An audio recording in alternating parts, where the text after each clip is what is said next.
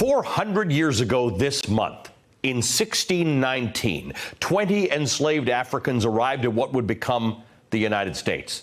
Ironically, a place called Point Comfort in the British colony of Virginia. The 1619 Project is a remarkable commemoration of that 400-year anniversary and its legacy by the New York Times Magazine. Joining me now, Nikole Hannah-Jones, the domestic correspondent for the New York Times Magazine, focusing on racial injustice. She conceived this massive 1619 project and produced it with the New York Times. She also wrote the lead piece entitled, "Our Democracy's Founding Ideals Were False When They Were Written. Black Americans Have Fought to Make Them True." Also joining us at this table, MSNBC correspondent Trymaine Lee, who contributed to the project with his piece on the wealth gap that separates black and white America. Thank you to both of you for being here and for this remarkable project and the remarkable work that it has taken to get it done. Your argument here, it's written as sort of a subheadline.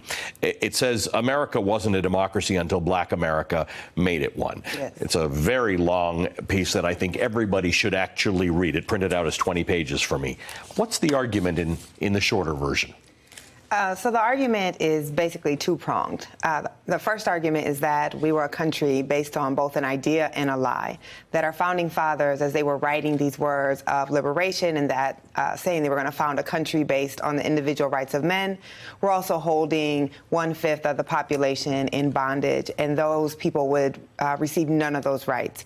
And the second prong is that black people actually believed in those words and took those words literally and have spent really the entire time we've been in this country fighting to make those words real and to make our Constitution, which actually was somewhat anti-democratic. It excluded the franchise. More than somewhat, yeah. Right. Women were excluded from the franchise, Native people, black people. It codified slavery, even though it never mentions the word. But black people fought to make those ideals real for all Americans. You mean really fought? I mean, dying in the Revolutionary War, dying in the Civil War, dying in the economic pursuit of making this the wealthiest country in the world. Absolutely. So the very first person to die in the Revolutionary War is a man named Crispus Attucks, who himself had run away. He was a fugitive from slavery and fought for a freedom that his own people wouldn't see for another 100 years. Black people have fought in every single war in this country, and to this day are the highest percentage of people who fight in the military. So we're much more likely to be in the military than any other group. Which means die for your country. Exactly. But outside of that, outside of just fighting in external wars, black Americans have also had to fight an internal war.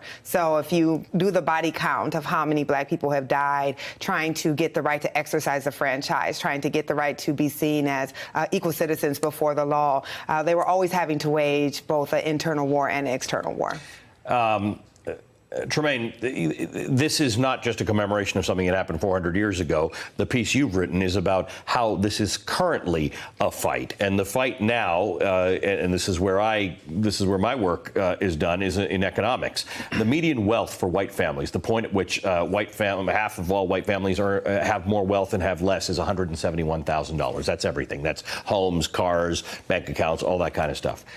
For black families, it's 1/10. It's 1/10 the value. And that's because we have not been able to build up the ownership society in black America as we have in white America. There haven't been the houses to pass down, or where they have been, which you point out, sometimes they've been taken. So it's not just the inability to acquire the wealth, right? It's once you got the wealth and any degree of progress made or success, it was violently stripped away. And I think that's one of the points I think is often missed, is that the violence it has taken to maintain this system and this caste the way it is now, it was very violent and very bloody.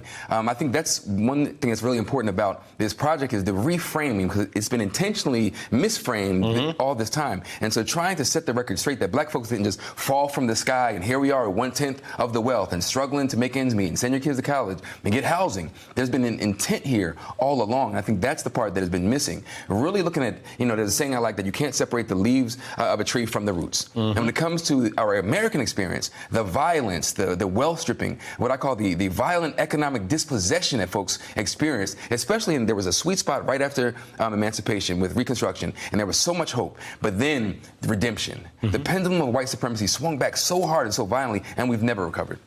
Nikole, you make an argument in here about the flag. when you were a little girl and your father would fly the American flag, and everything you had learned, your learned experience to that point in school and in society, was that this wasn't really as much your America as it was white America, and you didn't really get why your dad was flying this flag. And you have learned that it was his flag and black people's flag, and earned to be their flag as much as it was anyone else's, and your pride in America grew from that realization. Absolutely. If you look at from our founding documents, if you look at the Supreme Court ruling that said black people, no matter if they were enslaved or free, could never be citizens of the country of our births. If you look at the fact that it took until 1968 before black people got full legal citizenship in this country, as a child, it was very perplexing to me because I had always been taught through society, through reading texts in school, that we actually weren't fully citizens, that this country did not belong to us. So why is my dad so happy to fly that flag? Abraham Lincoln called us a troublesome presence and actually tried to ship black people out of this country after emancipation. So to see my dad fly that flag, it seemed like he was kind of bowing to our subordination, that he was admitting that. But really through working on this project and having to think about the role that black people have played and really the undying faith that black people have had in this country, made me understand that we have as much right, and maybe more in some ways, to be patriotic about this country and to claim the flag of this country, and that there's no shame in our ancestral lands beginning here.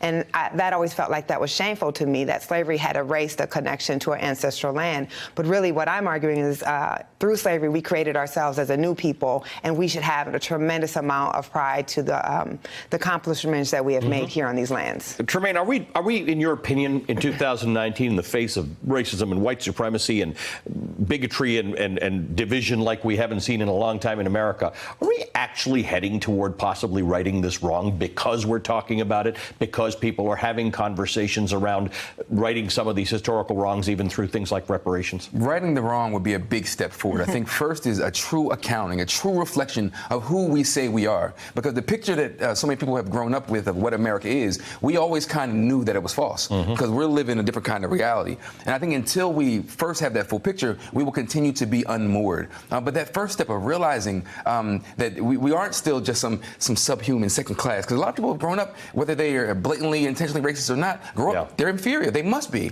But that other part of the story of their legacy is also tied into everything we've experienced. I'm so grateful to both of you. Unfortunately, we're out of time, but we will continue this discussion. I guarantee that. I have a lot of shows in this place, so you'll come back and talk to us. Nicole Hannah-Jones, Tremaine Lee, thank you to both of you. Please read that article. Hey there, I'm Chris Hayes from MSNBC. Thanks for watching MSNBC on YouTube. If you want to keep up to date with the videos we're putting out, you can click subscribe just below me, or click over on this list to see lots of other great videos.